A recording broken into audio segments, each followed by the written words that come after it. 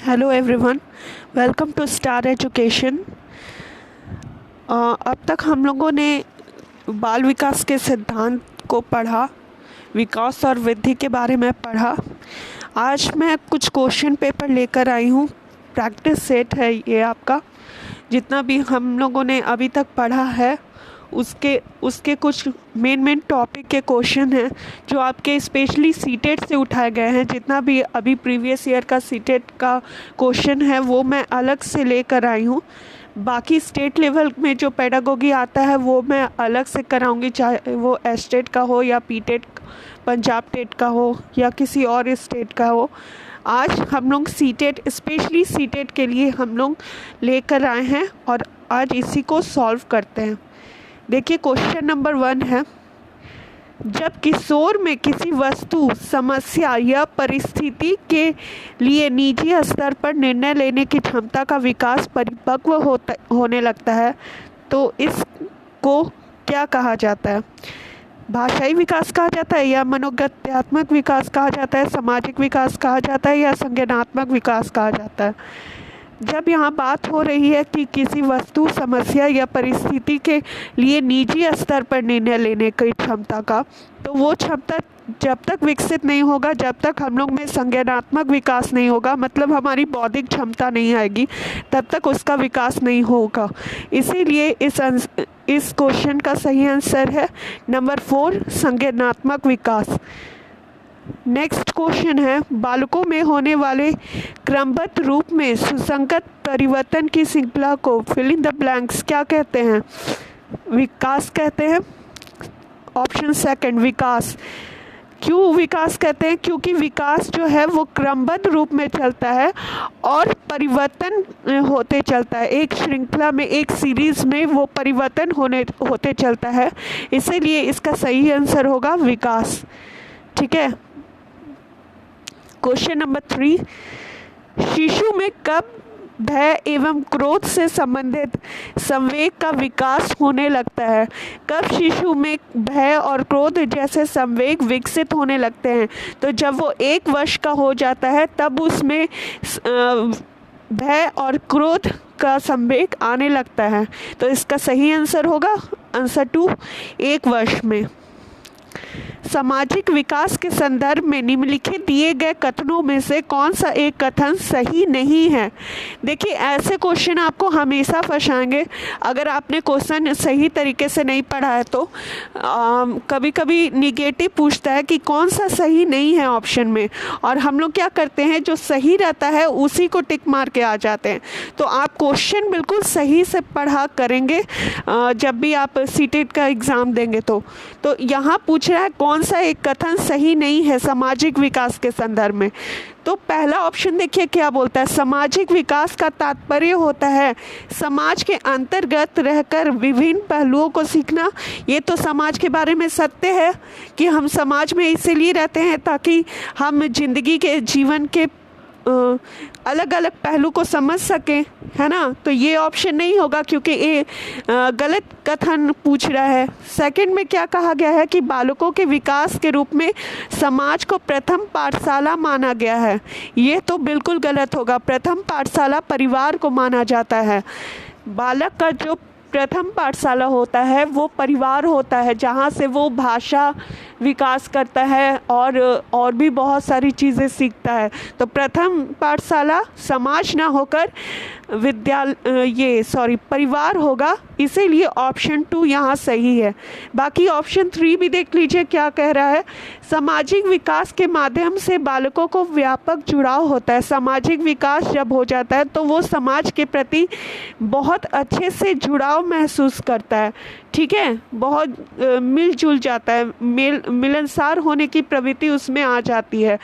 Option number 4 क्या बोल रहा है कि एक शिक्षित समाज में ही बालकों का उत्तम सामाजिक विकास हो सकता है। अगर हमारा समाज शिक्षित हो, वो कोई भी कुरीति को नहीं मानता हो, धर्म भेद ना करता हो, रंग भेद ना करता हो, जाति भेद ना करता हो, सिर्फ डेवलपमेंट के बारे में सोचता हो, ऐसा शिक्षित समाज ही बालकों का उत्तम सामाजिक विकास हो सकता है। तो इस रूप में क्वेश्चन नंबर 2 बिल्कुल गलत है, बिल्कुल कथन सही नहीं है, तो ऑप्शन नंबर 2 सही होगा।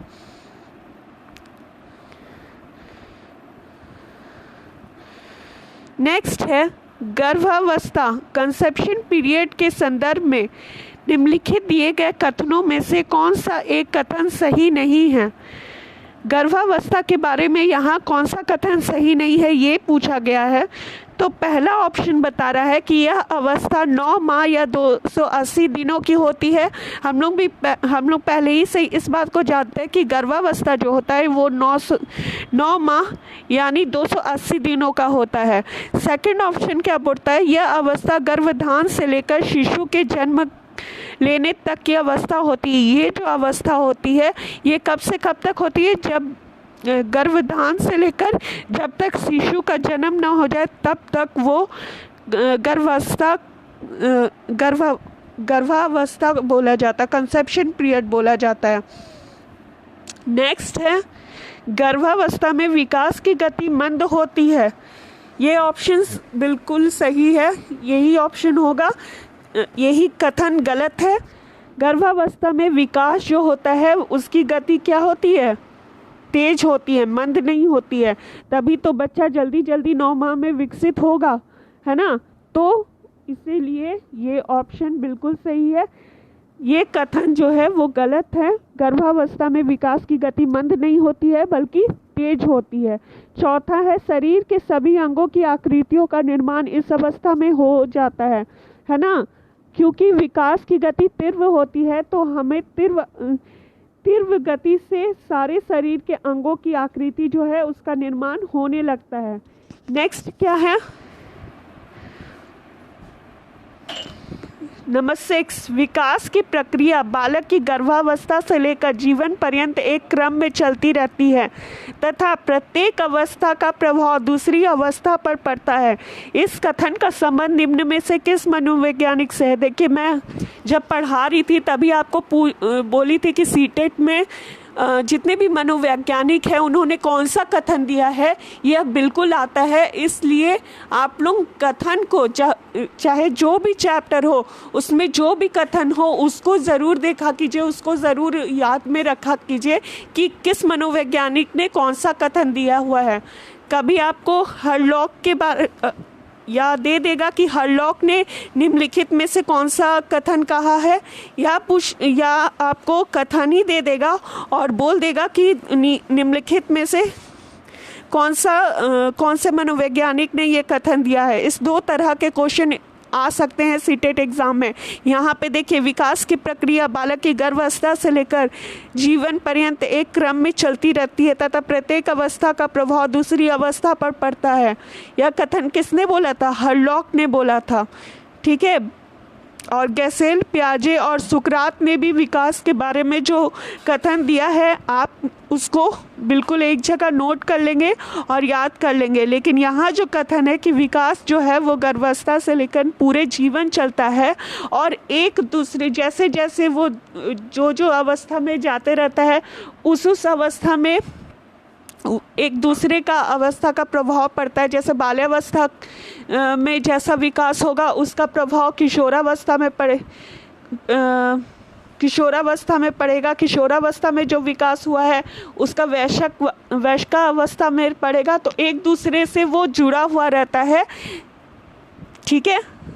नेक्स्ट है, निम्नलिखित में से किस अवस्था में बच्चे अपने समवयस्क समूह के सक्रिय सदस्य हो जाते हैं।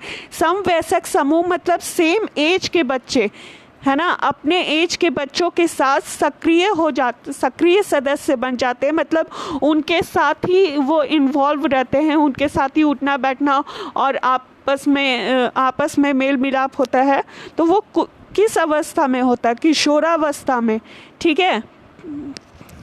बाल्यावस्था में तो बालक छोटा होता है, वो आपस में अपने मित्रों से मिलनसार होता है लेकिन पूरी तरह से वो सक्रिय सदस्य नहीं बनता है।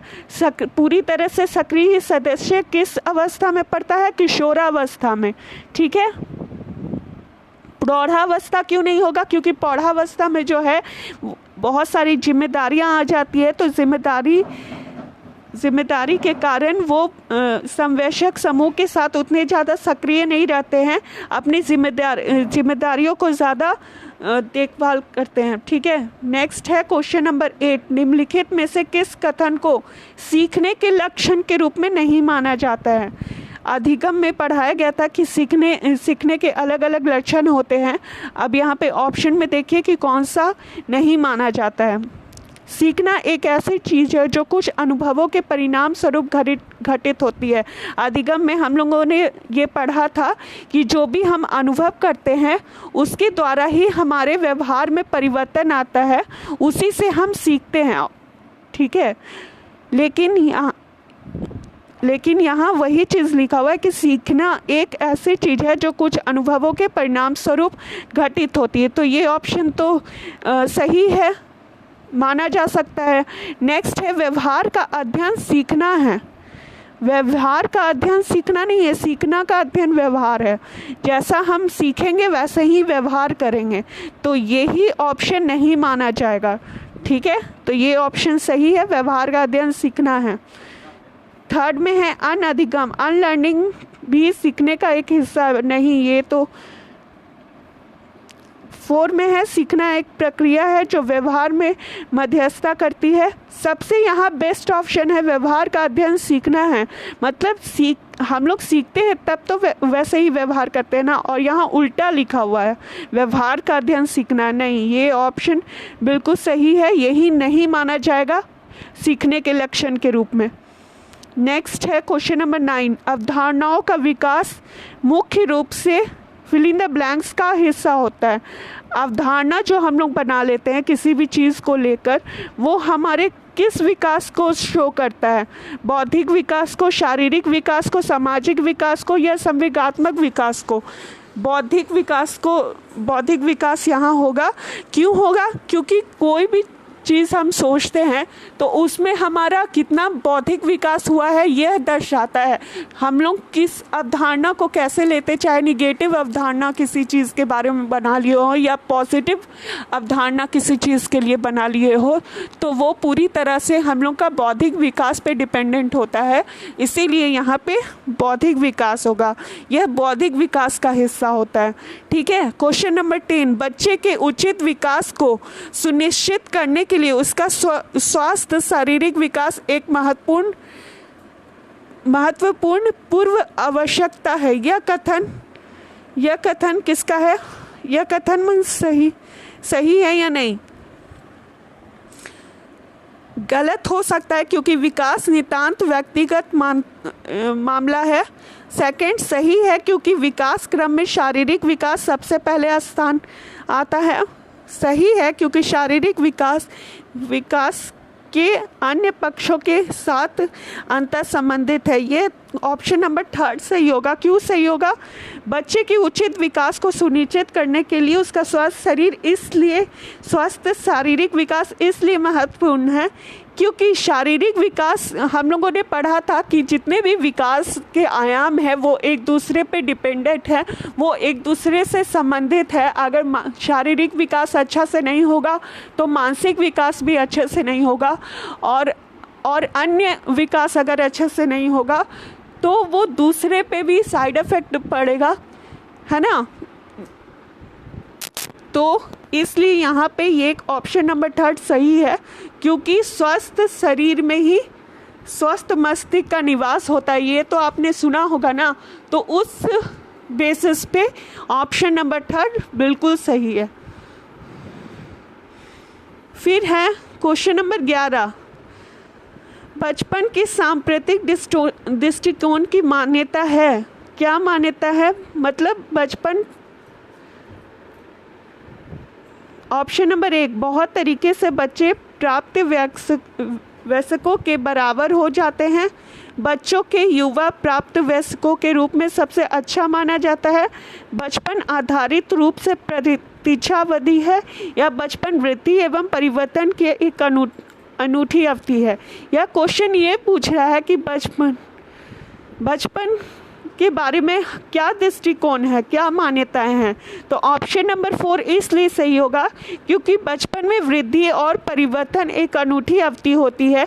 जितना विकास होना रहता है वो 5 सालों में ही दिख जाता है कि बचपन में ही दिख जाता है कि बालक का फ्यूचर कैसे होगा, क्योंकि 5 साल तक के बच्चों में जितना भी विकास होना रहता है, चाहे बौद्धिक विकास चाहे शारीरिक विकास, वो उसी समय हो जाता है। ठीक है, तो बचपन के सांप्रतिक दृष्टिकोण से ये ऑप्शन बिल्कुल सही है कि जितना वृद्धि होना रहेगा, जितना परिवर्तन आना रहेगा वो उसी समय आ जाएगा, वो उसी का अवधि होता है। इसीलिए ऑप्शन नंबर 4 बिल्कुल सही है आपका यहाँ पे।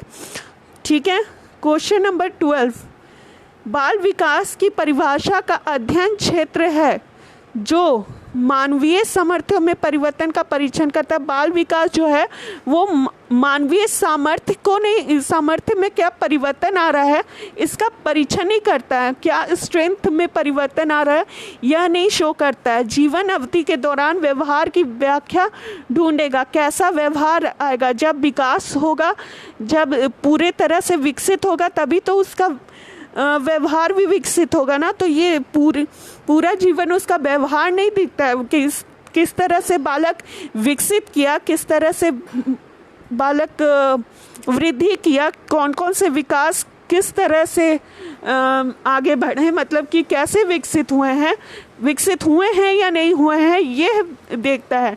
तो इस हिसाब से ऑप्शन नंबर 4 किसी बच्चे के संज्ञानात्मक, सामाजिक तथा दूसरे सामर्थ्यों के क्रमिक विकास के लिए उत्तरदायी होगा। बाल विकास की अगर आप परिभाषा ढूंढेंगे तो बाल विकास जो है वो बच्चों का संज्ञानात्मक, सामाजिक तथा दूसरे सामर्थ्यों को क्रमिक विकास के लिए उत्तरदायी होगा। कैसा उसका संज्ञानात्मक विकास होता है, कैसा उसका सामाजिक विकास होता है, और जितने भी सामर्थ्य हैं वो कैसे परिवर्तन में आते हैं, कैसे विकसित होते हैं, ये सब बाल विकास की सही डेफिनेशन है, ना कि उनके व्यवहार की। डायरेक्टली हम लोग व्यवहार को नहीं देखते हैं, डायरेक्टली हम लोग उनके सामर्थ्य को नहीं देखते हैं, बल्कि पहले उनकी बौद्धिक क्षमता किस तरह से विकसित हो रही है, शारीरिक क्षमता कैसे विकसित हो रही है, मानसिक क्षमता कैसे विकसित होती है, यह हम लोग देखते हैं बाल्यावस्था में।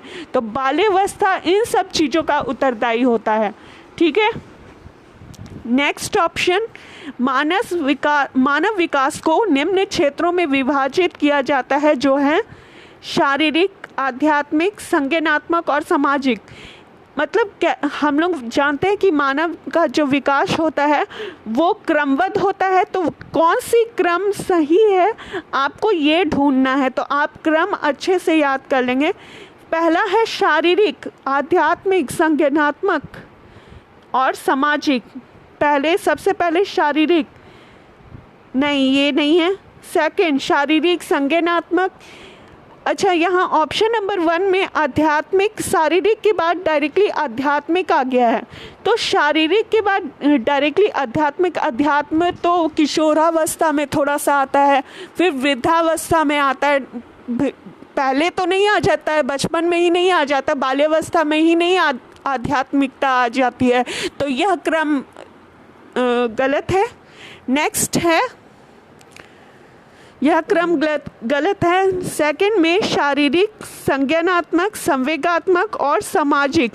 पहले संज्ञान होना चाहिए था यहाँ पे, ना कि शारीरिक, तो यह क्रम भी थोड़ा सा गलत है। थर्ड ऑप्शन है संवेगात्मक, संज्ञानात्मक। जब हम लोग में संज्ञानात्मक होगा तभी तो हम लोग में संवेग आएगा, जब हम लोग में बौद्धिक क्षमता का विकास होगा तभी हम लोग में संवेग का विकास होगा। तो यह क्रम भी गलत है, पहले ही गलत हो गया। ऑप्शन नंबर 4 मनोवैज्ञानिक, संज्ञानात्मक, संवेगात्मक और शारीरिक। सबसे मनोवैज्ञानिक मतलब मन, आत्मा का ज्ञान होना। ठीक है, मनोवैज्ञानिक मीन्स आत्मा का विकास होना, अंदर से हम लोग कितना विकसित होते हैं इसका विकास होना। फिर सेकंड है संज्ञानात्मक, फिर बौद्धिक क्षमता का विकास होगा। फिर है फिर है संवेगात्मक, फिर हमारे इमोशन डेवलप होंगे, फिर उसके बाद शारीरिक डेवलपमेंट होगा। तो मानव विकास को निम्न क्षेत्रों में विभाजित किया गया है और इसका क्रम यही है कि मानव विकास जो है पहले मनोवैज्ञानिक दृष्टि से आत्मा की दृष्टि से विकसित होगी, फिर सेकंड में संज्ञानात्मक मतलब बौद्धिक क्षमता आएगा, फिर होगा संवेगात्मक। जब हम लोग में बौद्धिक क्षमता आएगी तभी तो हम अपने संवेगों को समझेंगे, तभी तो हम अपने संवेगों को जाहिर कर पाएंगे। फिर लास्ट में है शारीरिक, तब हमारी शारीरिक विकास ज़्यादा महत्वपूर्ण होती है मानव विकास में इन सब के बाद। ठीक है, नेक्स्ट है किशोर। फिल इन द ब्लैंक्स का अनुभव कर सकते हैं। किस चीज़ का अनुभव कर सकते हैं किशोर? बचपन के, ऑप्शन नंबर 1, बचपन के लिए किए गए अपराधों के प्रति डर के भाव, आत्मसिद्धि के भाव, जीवन के बारे में परितृप्ति या दुश्चिंता और स्वयं से सरोकार। देखिए, बचपन में किए गए अपराधों के प्रति डर के भाव, बचपन में जो अपराध किए गए हैं वो कुछ हद तक दिमाग से निकल जाता है, क्योंकि बचपन में आदमी उतना बौद्धिक क्षमता विकसित नहीं होती है। लेकिन अगर आप देखें यहाँ पे आत्मसिद्धि के भाव, तो आत्मसिद्धि जब होती है जब हम लोग वृद्धावस्था में पहुँच जाते हैं, तो कुछ हद तक आत्मसिद्धि उस समय आता है। ऑप्शन नंबर 4 जो इसका सही है, दुश्चिंता और स्वयं से सरोकार। दुश्चिंता मतलब कोई भी चीज़ के बारे में दुश्चिंता, या स्वयं से सरोकार स्वयं से मतभेद करना, स्वयं से मतभेद करना किसी चीज़ को लेकर। ठीक है, कोई भी हम गलत काम करते हैं तो उसके प्रति दुश्चिंता आती है, उसके प्रति स्वयं से सरोकार करते हैं, मतलब खुद से पूछते हैं कि ऐसा नहीं होना चाहिए था। तो किशोर ये दोनों चीज़ अनुभव कर सकते हैं। बचपन की बातें तो वो भूल भी जा सकते हैं, आत्मसिद्धि का भाव तो उनको आगे चलकर वृद्धावस्था से पूर्व या ठीक वृद्धावस्था में आ सकता है। फिर जीवन के बारे में परितृप्ति ये भी हो सकता है, लेकिन सबसे ज़्यादा दुश्चिंता और स्वयं से सरोकार, क्योंकि हम लोग यहाँ जानते हैं कि किशोरावस्था जो होता है वो बहुत ही, उसमें संवेग जो होता है बहुत तीव्र गति में होता है, हम लोग संवेग को ज़्यादा शो करते हैं, तो इसमें तनाव का माहौल होता है, तनाव की स्थिति ज़्यादा होती है किशोरावस्था में, और बच्चे दुश्चिंतता और स्वयं से सरोकार ज़्यादा करते हैं। तो किशोर ये दोनों चीज़ ज़्यादा करेंगे, इसीलिए ये ऑप्शन सही है। ठीक है, क्वेश्चन नंबर 35, विकास शुरू होता है, कब से शुरू होता है? उत्तर बाल्यावस्था से? नहीं, डायरेक्टली उत्तर बाल्यावस्था से कैसे हो सकता है? सेकंड है प्रसव पूर्वावस्था से। प्रसव पूर्वावस्था सही है, सही ऑप्शन है, क्योंकि जब बच्चा, हम लोग ये पढ़े हैं कि गर्भाधान से ही विकास शुरू हो जाता है और जीवन पर्यंत चलता है। ठीक है, प्रसव पूर्व अवस्था से लेकर पूरे जीवन काल तक चलता है। तो यहाँ पे ऑप्शन नंबर 2 सही होगा, प्रसव पूर्व अवस्था से। भाषा विकास में सहयोग करने का कौन सा तरीका गलत है?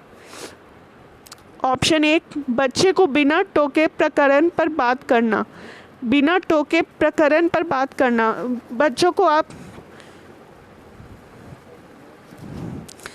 को अगर आप टोकेंगे प्रकरण के बारे में सीधा बात करने बोलेंगे, तो हो सकता है कि वो सीधे टॉपिक पे ही आए, टू द पॉइंट बोलना शुरू करे।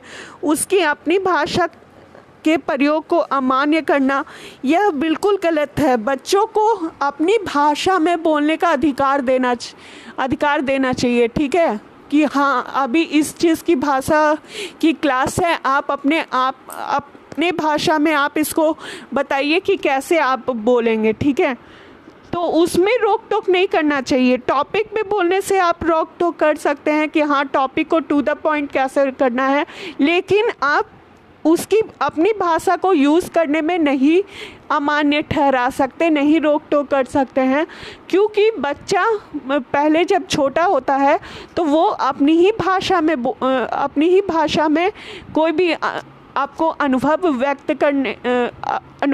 करेगा, अपनी कोई भी अनुभव व्यक्त करेगा। धीरे धीरे वो फिर वो अलग अलग भाषाएं सीखता है। तो यहाँ पे ये ऑप्शन बिल्कुल सही है।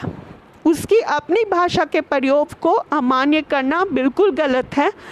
ठीक है, नेक्स्ट है उसके प्रयोगों का समर्थन करना। ये तो सही है कि उसके प्रयोगों का अगर समर्थन करेंगे तो वो बोलने के लिए और उत्सुक होगा और बोलेगा, और जैसे जैसे वो बोलेगा वैसे वैसे उसको भाषा विकसित होगी। नेक्स्ट है भाषा के प्रयोग के अवसर उपलब्ध करना। जितना ज़्यादा आप बोलने का अवसर प्रदान करेंगे बच्चों को, उतना ज़्यादा ही वो उसकी भाषा विकसित होती जाएगी। तो इस क्वेश्चन के लिए गलत कथन जिसको बोलेंगे वो है ऑप्शन नंबर सेकंड, उसके अपनी भाषा के प्रयोग को अमान्य करना। क्योंकि बच्चा जो है वो भाषा जो एक्वायर करता है अपने घर परिवार से, अपने समाज से, वही भाषा का वो प्रयोग पहले सीखता है। तो आप उसी को अगर रोक लेंगे और डायरेक्टली बोलेंगे कि हाँ इंग्लिश की क्लास है, इंग्लिश में बोलो, बिना ग्रामेटिकली रॉन्ग किए बोलो, तो ऐसा हो ही नहीं सकता। वो जैसे एक्सप्रेस कर रहा है अपने बातों को, अपने अनुभवों को, उसको बोलने दीजिए, उसको अमान्य ना ठहराए। ठीक है, इसीलिए ये कथन गलत है कि उसकी अपनी भाषा के प्रयोग को अमान्य करना। नेक्स्ट है 52। देखिए यहाँ पे नंबरिंग का इसलिए गलत है, यहाँ पे 36 था, फिर डायरेक्टली 52 इसलिए है क्योंकि पूरा सीटेट का यहाँ पे आपको दिया गया है। पहले जो क्वेश्चन था वो सीटेट जुलाई 2013 में दिया गया है, फिर उससे पहले जो था वो 2012 का दिया गया है।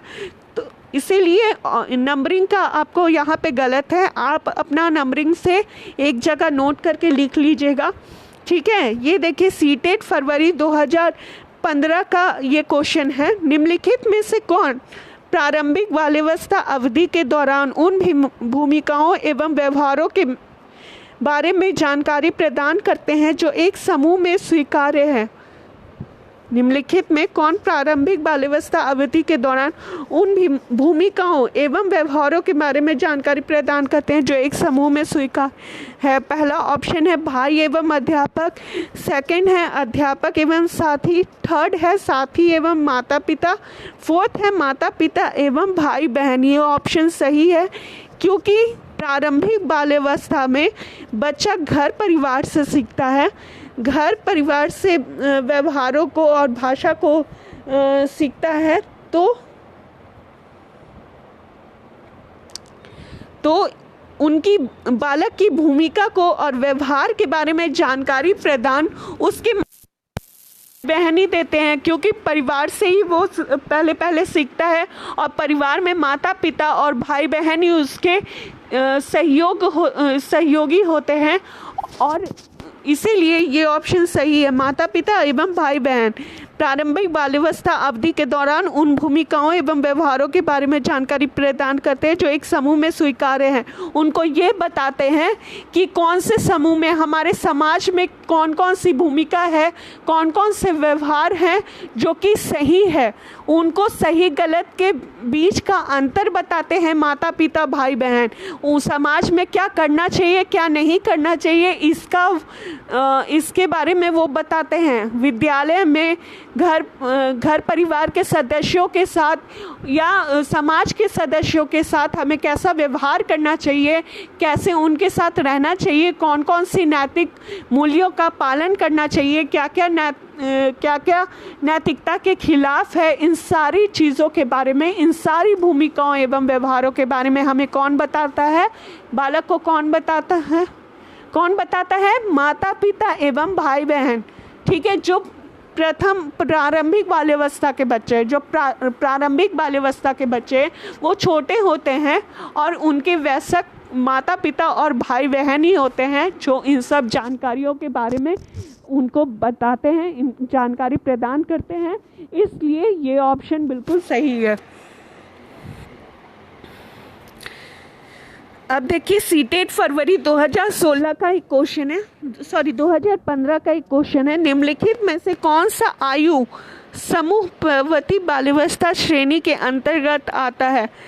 6 से 11 वर्ष ऑप्शन सही है। इसमें ऐसी बाल्यावस्था जिसमें वो बच्चा समूह के साथ प्रवृत्ति हो जाता, मतलब समूह के साथ इन्वॉल्व हो जाता है। आप इस दृष्टि से देखिए, मैंने ये वाला बताया था कि 6 से 11 के जो बच्चे होते हैं वो काफ़ी मिलनसार होते हैं।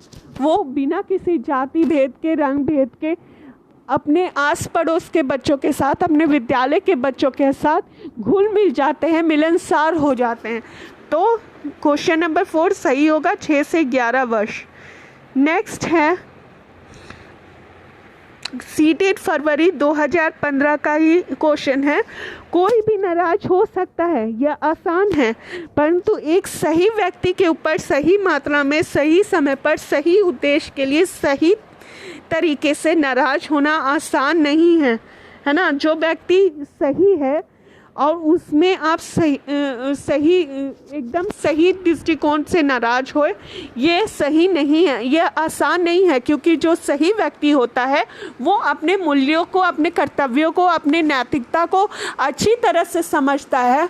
और ज़रूरी नहीं है कि आप उसमें किसी चीज़ के लिए अगर गुस्सा हो गए, किसी विचार को लेकर या किसी कार्य को लेकर अगर उससे आप नाराज़ हो गए, तो वो नाराज़गी सही निकले, ये ज़रूरी नहीं है, ठीक है।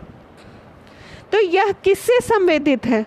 संवेगात्मक विकास से, सामाजिक विकास से, संज्ञानात्मक विकास से या शारीरिक विकास से? देखिए यहाँ ऑप्शन संवेगात्मक विकास से सही दिया गया है, इसलिए क्योंकि हर किसी का संवेग अलग अलग होता है। कोई सही व्यक्ति के ऊपर सही मात्रा में, सही समय पर, सही उद्देश्य के लिए सही तरीके से नाराज होना इसलिए आसान नहीं है क्योंकि हर व्यक्ति का, हर बच्चों का संवेग जो है वो अलग अलग होता है। हर के विचार, सोचने समझने के तरीके अलग अलग होते हैं, संवेग प्रकट करने के तरीके अलग अलग होते हैं, इसलिए संवेगात्मक विकास से ही यह संबंधित है, ठीक है। नेक्स्ट है शैशव काल की अवधि। यह तो आप सब जानते होंगे, जन्म से 2 वर्ष तक शैशव काल की अवधि होती है। ये सीटेट सितंबर 2015 में आया था। हालांकि ऐसे क्वेश्चन बहुत कम आते हैं, आपको सिचुएशनल क्वेश्चन ज़्यादा दिया जाएगा सीटेट एग्ज़ाम में, तो आप सिचुएशनल बेस्ड क्वेश्चन जो है ज़्यादा से ज़्यादा सॉल्व करिए और इसको भी याद रखें। इस तरह के क्वेश्चन ज़्यादातर एस्टेट, आर्टेट, यूपीटेट इन सब में ज़्यादा पूछता है, लेकिन 2015 में जब ये पूछा है तो हो सकता है कि 2020 में भी ये पूछे और आगामी परीक्षाओं में भी पूछे, तो ये सब चीज़ भी आप याद रखिएगा, ठीक है। नेक्स्ट है मध्य बाल्यावस्था में भाषा फिल इन द ब्लैंक्स के बजाय फिल इन द ब्लैंक्स अधिक है। मध्य बाल्यावस्था में भाषा, देखिए यहाँ ऑप्शन 1 जो है सामाजिकृत और अहंकृत वो सही है। सामाजिकृत के बजाय अहंकेंद्रित अधिक होती है। मध्य बाल्यावस्था में अहंकेंद्रित किसको बोलते हैं? मतलब जब बालक किसी कार्य को करते हुए खुद से बातें करता है, खुद को अपने आप को प्रेजेंट करता है, वो होता है अहम केंद्रित, अपने आप को केंद्रित करना, ठीक है। तो मध्य बाल्यावस्था में भाषा सामाजिकृत के बजाय अहम केंद्रित अधिक होती है। समाज के बारे में भाषा का प्रयोग करने से ज़्यादा वो अहम केंद्रित के दौरान प्रयोग करने में ज़्यादा भाषा का यूटिलाइज करते हैं, ठीक है। जब वो अहम केंद्रित करते हैं, मतलब जब खुद के बारे में बोलते हैं, खुद के बारे में प्रेजेंट करते हैं, उस समय भाषा का प्रयोग ज़्यादा करते हैं मध्य बाल्यावस्था में। विकास फिल इन द ब्लैंक्स से फिल इन द ब्लैंक्स की ओर बढ़ता है। देखिए यहाँ सामान्य और विशिष्ट दिया हुआ है ऑप्शन सही। विकास जो है सामान्य से विशिष्ट की ओर चलता है। पहले सामान्य तरीके से विकास होता है, सामान्य तरीके से विकास होता है, फिर विशिष्ट तरीके से विकास होता है।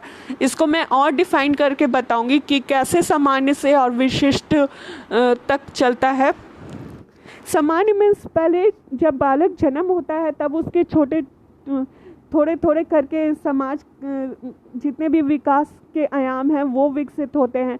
फिर आगे चल के वो जितने बड़े बड़े सिचुएशनल चीज़ों का अनुभव करते हैं, सिचुएशन में वो रहते हैं, उनसे वो बड़े बड़े अनुभव प्रदान करते हैं, तो धीरे धीरे उनका विकास होता है। ठीक है, बच्चे जब जीवन में पूरा उनके ऊपर उत्तरदायित्व आने लगता है, कर्तव्य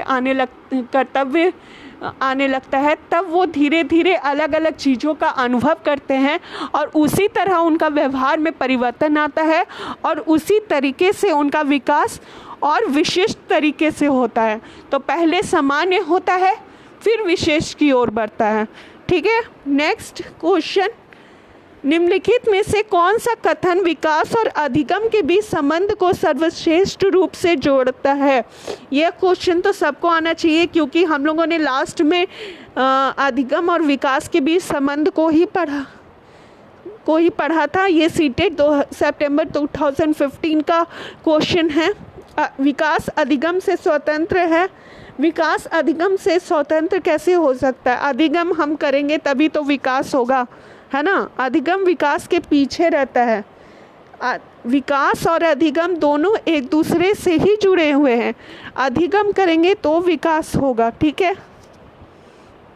थर्ड है, अधिगम और विकास समानार्थक परिभाषिक शब्द हैं। समानार्थक परिभाषिक शब्द नहीं है, एक जैसे परिभाषिक शब्द नहीं है। ऑप्शन 4, अधिगम और विकास एक जटिल तरीके से अंतः संबंधित है। जटिल तरीके से अंतर संबंधित है ना। अलग अलग तरीके से अनुभव करके जो हम अधिगम करते हैं उससे हमारा विकास होता है। तो ये एक जटिल प्रक्रिया ही है। ठीक है, क्योंकि अनुभव करने में हमें जटिल परिस्थितियों का सामना करना पड़ता है और उनसे जो हम लोग अनुभव प्रदान करते हैं उन्हीं से व्यवहार में परिवर्तन आके हमारा विकास होता है। नेक्स्ट क्वेश्चन, विकास की गति एक व्यक्ति से दूसरे में भिन्न होती है किंतु यह एक फिल इन द ब्लैंक्स नमूने का अनुगमन करती है।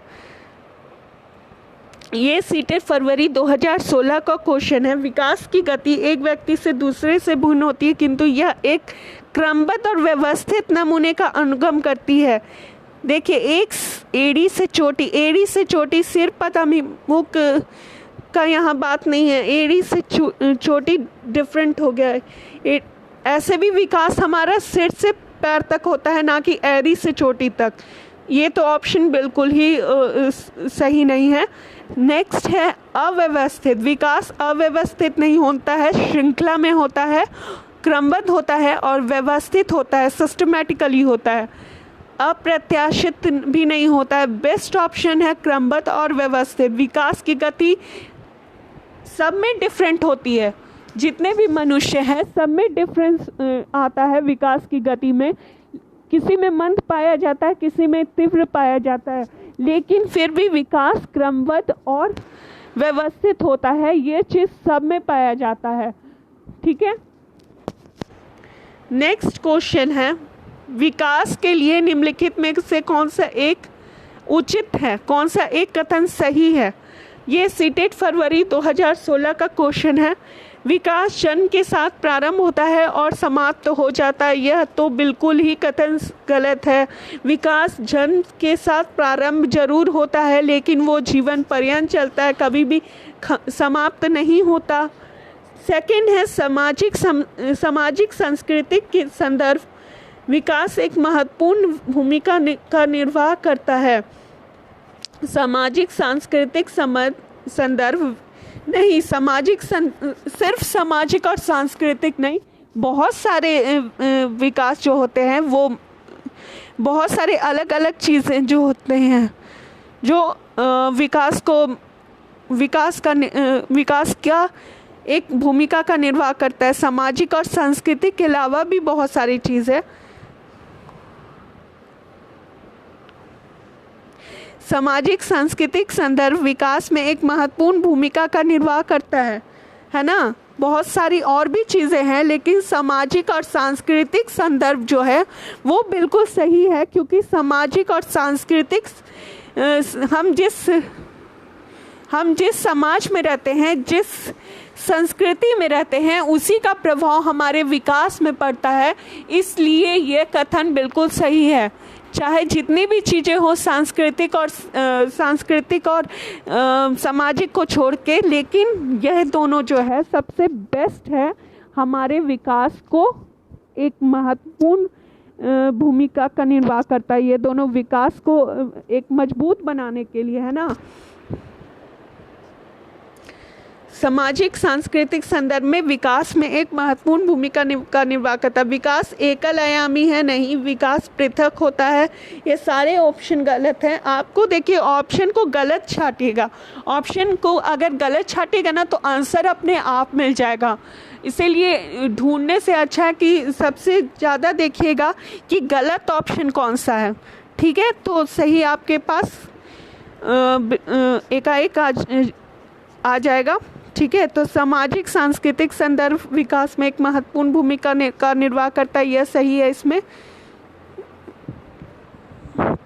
भाषा विकास के लिए प्रारंभिक बचपन फिल इन द ब्लैंक्स का काल है। भाषा विकास के लिए प्रारंभिक बचपन कैसा काल है? तो कम महत्वपूर्ण है, कम महत्वपूर्ण नहीं है। प्रारंभिक बचपन में भाषा कैसा विकास हो रहा है, किस तरीके से विकसित कर रहा है, और कौन से समाज और सांस्कृतिक का प्रभाव हमारे विकास पे पड़ रहा है, ये बहुत महत्वपूर्ण भूमिका होता है। इसीलिए प्रारंभिक बचपन में कम महत्वपूर्ण नहीं है। अहमत देखिए बड़ा कर दे रहे हैं, महत्वपूर्ण नहीं है, अति संवेदनशील है।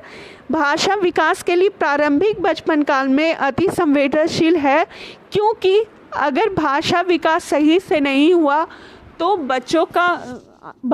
बच्चे अपने अनुभव का, बच्चे अपने विचारों का अच्छा से शो नहीं कर पाएंगे, अच्छे से प्रेजेंट नहीं कर पाएंगे। इसीलिए बचपन में जैसा भाषा विकसित होगा वैसा ही प्रभाव उसके फ्यूचर में पड़ेगा। जिस समाज में, जिस संस्कृति में जैसा भाषा का प्रयोग होगा वो वैसे ही आगे चल के बोलेगा। इसीलिए एक अच्छा माहौल भी होना ज़रूरी है भाषा विकास के लिए। तो अति संवेदनशील इसीलिए है कि भाषा विकास के लिए एक अच्छा इन्वायरमेंट प्रोवाइड करना, एक अच्छा व्यक्तित्व वाले लोगों का आसपास रहना बहुत ज़रूरी है, ताकि भाषा का विकास भी बहुत अच्छे से हो सके, ठीक है। इसीलिए ये अवस्था जो है वो अति संवेदनशील है, किसके लिए? भाषा के विकास के लिए। नेक्स्ट है मध्य बचपन अवधि है। ये सीटेट फरवरी 2016 का क्वेश्चन है कि मध्य बचपन की अवधि काल क्या कौन से है? 6 से 11 वर्ष, ठीक है। नेक्स्ट है विकास के बारे में निम्नलिखित में से कौन सा एक कथन सही नहीं है? विकास भिन्न व्यक्तियों में भिन्न गति से होता है। विकास भिन्न व्यक्तियों में भिन्न गति से नहीं होता है।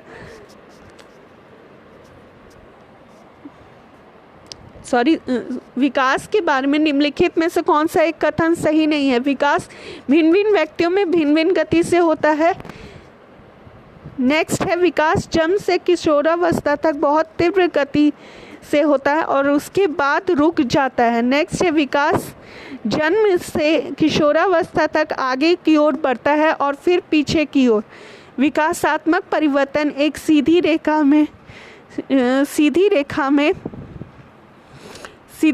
में आगे जाता है।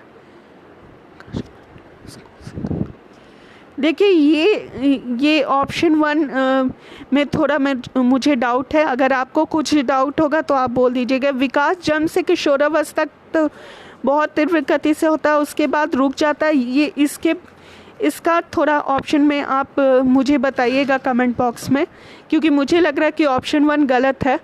तो आपको जो सही लगेगा वो आप बताइएगा, बाकी मैं इसको देख के फिर से बताऊंगी। फिर नेक्स्ट है, भाषा के विकास के लिए सबसे संवेदनशील समय निम्नलिखित में से कौन है? भाषा के विकास के लिए सबसे संवेदनशील समय है प्रारंभिक बचपन का समय। अभी जैसा कि हम लोगों ने ऊपर पढ़ा था, प्रारंभिक बचपन का जो समय होता है वो सबसे संवेदनशील होता है, तो यहाँ ऑप्शन थर्ड सही है।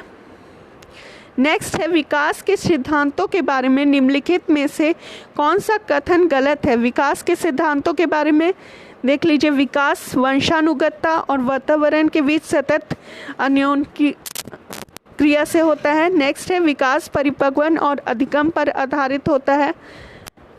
विकास परिपक्वन और अधिगम पर आधारित होता है। प्रत्येक बच्चा विकास के चरणों से गुजरता है, फिर भी बच्चों में व्यक्तिगत भिन्नताएं बहुत होती हैं। विकास एक परिमाणात्मक प्रक्रिया है जिसका ठीक मापन हो सकता है। विकास का मापन हम लोग कभी नहीं कर सकते। बाकी जो ऑप्शन है वो बिल्कुल सही है, लेकिन यह एक कथन जो है वो गलत है। फर्स्ट ऑप्शन देखिए, विकास वंशानुगतता और वातावरण के बीच होता है। विकास जो है उसमें आनुवंशिकता और वातावरण दोनों का सम्मिलित होता है। नेक्स्ट है, विकास परिपक्वन और अधिगम पर आधारित होता है। जैसे जैसे हम लोग मैच्योर होते जाएंगे, जैसे जैसे हम अधिगम करते जाएंगे, वैसे वैसे अनुभव प्रदान होगा और हमारे विचारों में चेंजेस आएंगे और उससे ही विकास होता है। यही विकास के सिद्धांत है। और थर्ड है, प्रत्येक बच्चा विकास के चरणों से गुजरता है, फिर भी बच्चों में व्यक्तिगत भिन्नताएं बहुत तेज़ी से होती है। विकास जो है वो अलग अलग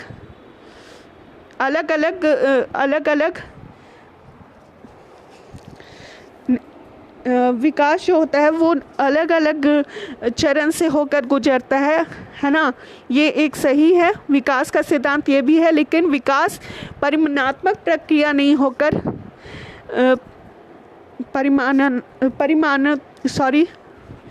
परिमाणात्मक प्रक्रिया नहीं है, ये मापन इसका नहीं हो सकता है। ठीक है, तो ये एक ऑप्शन सही है।